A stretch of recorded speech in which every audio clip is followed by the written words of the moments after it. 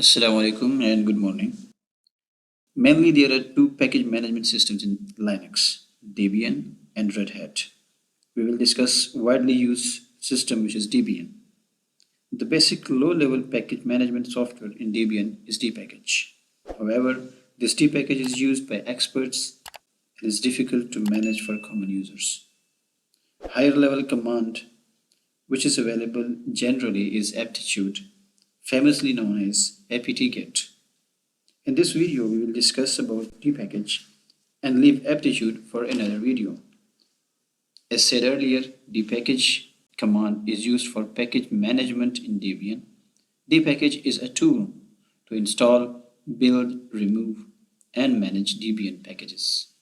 The syntax for dpkg is the keyword dpkg followed by option followed by Debian package name.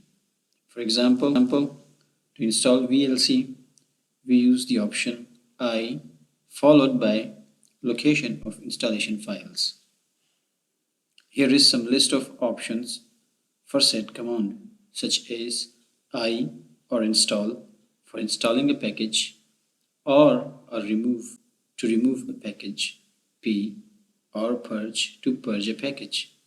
The difference between remove and purge is that the purge command removes all files including configuration files of the package.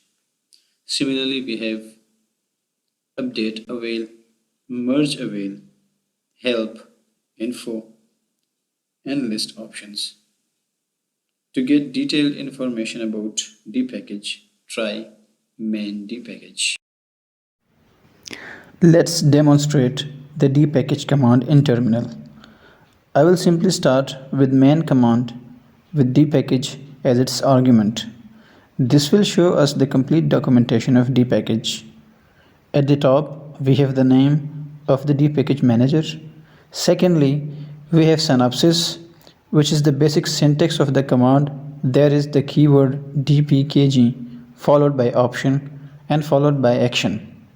Most importantly, in the warning section, it states that it should not be used by package maintainers wishing to understand how dpkg will install their packages. Therefore, try not to use dpkg too often, since it is very complex and it may leave you in an unstable state. So it's better stay out of the problem. For demonstration purpose, I will use relatively safe option of listing the packages. For that purpose, use option L followed by pattern you are searching for. Asterisk here is a wildcard and is used for any set of pattern. By running command with arm asterisk, it will list all packages bearing arm in the start of their name. List contains columns such as name, version, architecture, and description of the package.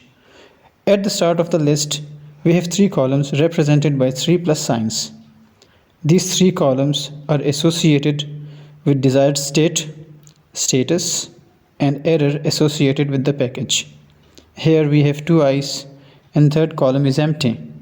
I means installed and empty means there is no error. If you remove the asterisk symbol, you will have to type complete name of the package, otherwise you will get an error. If you run the dpkg command with L option and without any pattern, it will list all the packages installed in the system. That's all for now. If you like our videos, please do subscribe our channel. It motivates us a lot and helps us improve. Thank you very much.